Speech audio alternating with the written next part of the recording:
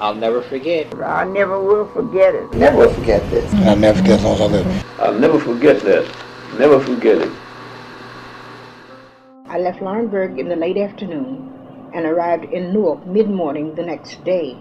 The waiting rooms and the buses were segregated. I sat a couple of seats from the back on the bus. One day I went to get a drink of water and wasn't anybody looking. So I just tasted the water on the white side to see if it tasted any different from the one on the black side. Did it?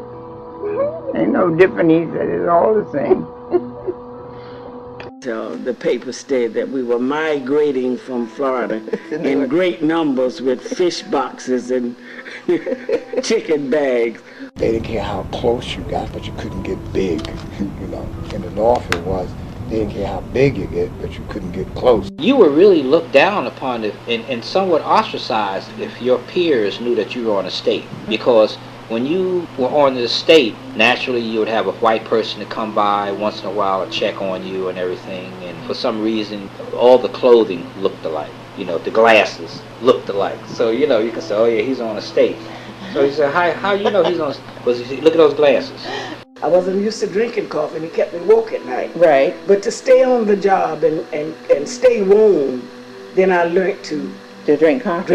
I used to have my breakfast. When I got off at Broad and Market, I got me a cup of coffee, and then I went on to my job. My aunt Clarabelle was declared dead by the doctor. He said, I can't do anything for her. She's got the croup.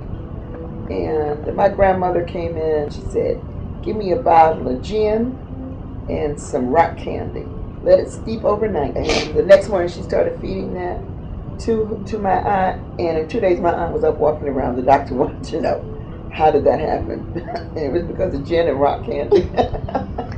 I'll never forget. I never will forget it. Never will forget this. I'll never forget as long as I live. I'll never forget that. Never forget it.